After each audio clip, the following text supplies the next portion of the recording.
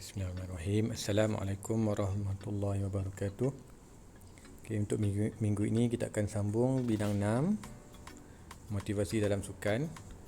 Untuk hari ini kita akan belajar unit 6.3, keagresifan dalam sukan. Sebelum tu kita imbas balik topik 6.2, motivasi dan penetapan matlamat. Apa yang kita dah belajar berkaitan dengan maksud motivasi, iaitu ada arah ataupun ada minat dan intensiti usaha seseorang. Bila ada minat, kita akan berusaha untuk mencapai apa yang kita minat tu. Kemudian dua jenis motivasi, iaitu motivasi intrinsik dan motivasi ekstrinsik. Motivasi intrinsik ni yang berpunca daripada dalaman lah. Kita yang nak. Dan motivasi ekstrinsik ni faktor luaran. Daripada kita ada idola, kita nakkan sesuatu seperti hadiah, ganjaran dan sebagainya. Itu motivasi ekstrinsik. Seterusnya ganjaran. Apa yang kita dapat. Ganjaran ekstrinsik ni dalaman kita rasa puas, rasa seronok. Dan ganjaran ekstrinsik pula apa yang kita dari segi, apa yang kita nak dari segi benda yang kita nampak. Contoh medal, hadiah, gelaran, pangkat. Itu ganjaran ekstrinsik. Seterusnya kita dah buat tentang penetapan matlamat mengikut kaedah SMART. Sasaran yang kita buat tu mesti ada 5 ni lah. S untuk spesifik, M untuk measurable, boleh diukur, A agresif yang mencabar. Nak buat sasaran ataupun target tu mesti mencabar. Kemudian R untuk realistik. Kita buat sasaran tu mesti realistik. Dan T untuk time, ada jangka masa. Seterusnya jenis penetapan matlamat ada 3, matlamat hasil, matlamat proses dan matlamat prestasi. Dan tahap penetapan matlamat ada 3, itu matlamat jangka pendek, jangka sederhana dan jangka panjang. Baik, untuk minggu ni kita akan tengok keagresifan dalam sukan. Dalam unit ini, apa yang kamu dapat belajar ialah menjelaskan keagresifan dalam sukan, membezakan antara keagresifan ketara, keagresifan instrumental dan pelakuan asertif, menganalisis dan mengenal pasti faktor-faktor yang mempengaruhi keagresifan dalam sukan. Baik, kita tengok dulu maksud keagresifan dalam sukan. Keagresifan ni merupakan tindakan atlet yang bermatlamat untuk mencederakan atlet lain secara fizikal, verbal atau psikologi. Tindakan atlet ataupun tindakan seseorang ni bertujuan mencederakan pihak lawan. Kita bertujuan mencederakan orang lain dalam 3 keadaan. Ada fizikal, pukul, tumbuk, sepak, mencederakan secara fizikal. Verbal, segi perkataan, kita keluarkan kata-kata yang tak elok, kata-kata kasar, verbal. Atau psikologi, kita keluarkan kata-kata kesat tu, dia akan mempengaruhi psikologi. Kita tunjuk gaya yang tak elok pun akan mempengaruhi psikologi. Jadi bertujuan untuk mencederakan fizikal, verbal atau psikologi. Baik, sesuatu tingkah laku dalam sukan dikatakan agresif sekiranya mempunyai ciri-ciri seperti berikut. Kita buat dengan niat, tingkah laku yang disengajakan dan melibatkan bahaya dan kecederaan. Kita memang niat nak buat, kemudian sengaja dan datangkan bahaya dan kecederaan.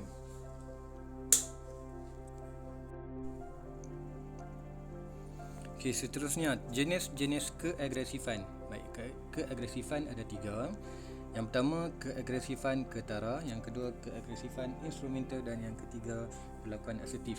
Baik, kita tengok dulu yang pertama, keagresifan ketara ataupun nama lainnya keagresifan kasar ataupun hostile. Baik, tindakan agresif yang berpunca daripada perasaan marah dengan matlamat untuk mencederakan individu lain. Yang pertama ni, kasar ataupun ketara ni, agresif ni, dia marah kemudian memang nak buat. Dilakukan dengan sengaja. Memang sengaja nak cederakan pihak lawan.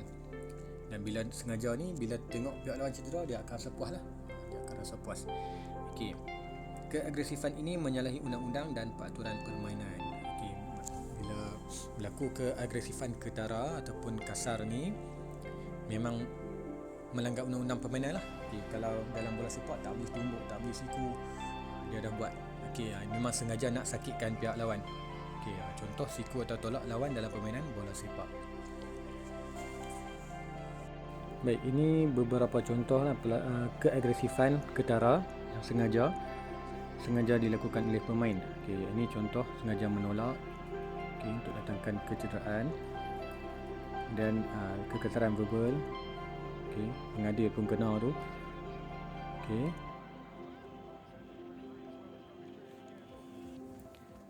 Ini sengaja menyiku kepala pihak lawan, dah jatuh dah siku lagi. Memang nak mendatangkan kecederaan. Kemudian bangun seronok lah, gelak sebab pihak lawan dah sakit. Memang dengan niat untuk mendatangkan kecederaan. Yang ni ada ejek fizikal lah. Pendek.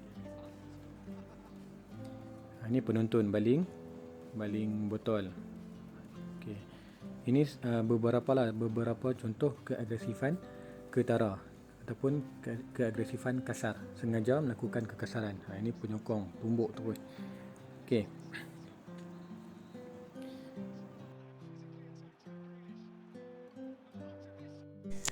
Yang kedua, keagresifan instrumental. Pelakon melakukan kekasaran kepada pihak lawan yang bertujuan untuk mencapai matlamat berupa kemenangan atau hadiah. Keagresifan instrumental ni melakukan kekasaran, melakukan pelakon yang agresif pada pihak lawan sebab nak menang. Sebab nak menang. Yang ni keagresifan instrumental ni biasanya dalam sukan tempur lah. Karate, silat, olahraga, boxing, tinju, tu semua keagresifan instrumental. Kita buat kekasaran, tumbuk, sepak sebab dibenarkan ikut peraturan dan undang-undang dan bertujuan nak menang. Contoh kalau dalam silat ni, kita tumbuk sepak tu sebab nak dapat mata untuk menang. Kalau dalam tinju, cederakan pihak lawan sebab nak menang juga. Sampai berdarah, bengkak mata kan, lebam-lebam tu sebab memang dibenarkan dalam peraturan tinju. Itu keagresifan instrumental. Contoh pesilat jatuhkan pihak lawan untuk dapatkan mata. Kalau dia tak jatuhkan pihak lawan akan jatuhkan dia lah. Itu keagresifan instrumental. Memang buat kasar sebab nak menang. Contoh dalam karate ni, melakukan kekasaran, menumbuk, menendang, jatuhkan pihak lawan sebab mendapatkan mata untuk memperoleh kemenangan.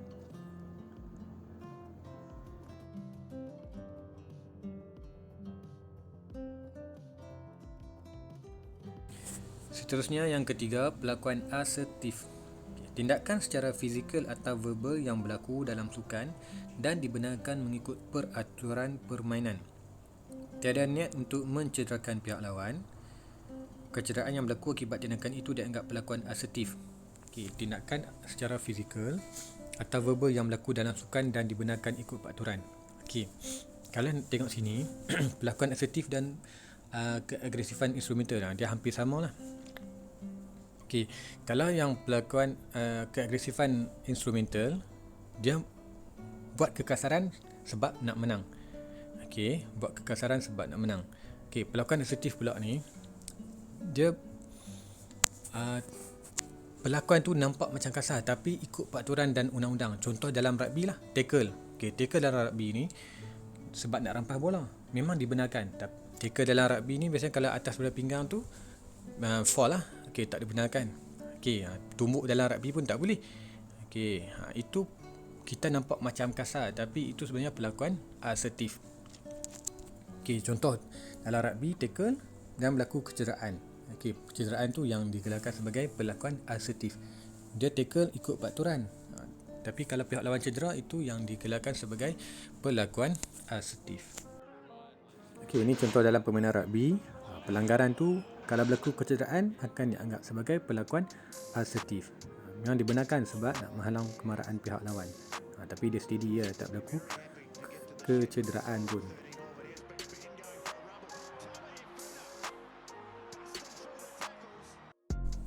Seterusnya kita tengok faktor yang mempengaruhi keagresifan. Yang pertama, kebangkitan fisiologi. Kebangkitan dari segi fizikal. Bila suhu persekitaran yang panas, sorakan penonton yang akan menyebabkan keagresifan berlaku. Yang kedua, persepsi individu, anggapan kita. Atlet menganggap dirinya dikasari oleh lawan. Contoh dalam permainan, pihak lawan terpijak kaki, kita kata dia sengaja buat, tumbuk pula dia, kena kad merah. Itu persepsi individu. Kita menganggap pihak lawan saja nak buat kasar kat kita. Yang ketiga, perbezaan mata atau jaringan. Tengok lawan tu kena 5-0, so lagi agresif lah. Ataupun mata, contoh pertandingan liga, kita dah jauh dah beza. Contoh kita ranking yang pertama dengan kita lawan dengan pasukan yang ranking tercorot, perbezaan mata sangat banyak. So yang ranking tercorot ni dia akan main kasar lah, sebab dia memang dah tak boleh menang dah, jadi dia akan buat kekasaran. Itu perbezaan mata. Kalau jaringan ni, contoh jaringan semasa lah, jaringan semasa kena 5-0 ke 6-0, perbezaan yang sangat besar, jadi pihak lawan akan main kasar dengan kita. Dan lokasi perlawanan yang keempat, pasukan yang bermain di tempat sendiri akan bertindak lebih agresif kerana mendapat sokongan penyokong sendiri dan menjaga maruah sebagai tuan rumah. Biasanya kalau main tempat sendiri ni, dia akan jadi lebih agresif lah. Contoh Malaysia dengan Indonesia, sukan C bola sepak kan, memang cukup pantang lah, sampai bila Malaysia pergi ke Indonesia, Stadium Bung Karno tu, penyokong sana memang akan boo. Kemudian pemain Indonesia pun akan main dengan lebih agresif. Jadi kalau pemain Malaysia tak boleh kawal emosi, so pemain Malaysia pun akan bermain dengan kasar. So tuan rumah memang dah main kasar, jadi pemain Malaysia kena kawal emosi. Itu lokasi perlawanan. Kemudian yang kelima, keputusan perlawanan. Pasukan yang berkemungkinan akan kalah akan bertindak agresif. Yang ni lebih kurang macam yang nombor 3 tadi lah. Kalau dah ketinggalan dah tahu tak boleh menang, dia akan secara agresif. Kemudian yang keenam, jangka masa permainan. Semakin hampir masa tamat satu perlawanan, maka semakin agresif. Contoh dah masuk masa tambahan, dah badan pun dah letih, dan jaringan pun mungkin dia rasa dah tak boleh nak dapat samakan kedudukan, so akan bermain secara agresif. Dan yang ketujuh, penggunaan bahan terlarang. Ambil steroid, ambil dadah ke, so dia akan mengganggu emosi, dia akan mengganggu pemikiran. So pemain tak boleh nak berfikir dengan waras, jadi dia akan meningkatkan keagresifan. So itu faktor-faktor, 7 faktor yang mempengaruhi keagresifan. Baik, so untuk hari ini kita dah belajar berkaitan dengan maksud agresif. Kemudian ada 3 jenis keagresifan: ketara, instrumental dan perlakuan asertif. Kemudian faktor penyebab berpunca pada fisiologi persekitaran dan faktor pihak ketiga. Baik, so kena ingat keagresifan ni dia bukan berlaku pada pemain saja. Penyokong, penonton pun boleh berlaku keagresifan. Kadang-kadang tengah duk tengok perlawanan, penyokong pun boleh bergaduh. Pengadil dengan pemain pun boleh bergaduh. Itu keagresifan ni dia bukan berlaku kepada pemain sahaja. Kepada semua yang terlibat dalam sukan tu pun boleh berlaku. Biasanya keagresifan ni berlaku dalam sukan yang kontak lah, sukan yang melibatkan kontak badan. Contoh kalau dalam badminton memang jarang berlaku keagresifan. Squash jarang. Permainan individu jarang. Biasanya permainan berpasukan ni, bola sepak, bola baling. Kalau bola tampar ni biasanya perang mulut. Itu contoh-contoh dalam sukan keagresifan yang sering berlaku. Baik, seterusnya untuk pengukuhan, kamu buat latihan muka surat 133. Nanti kita akan bincang. Sekian, Assalamualaikum warahmatullahi wabarakatuh.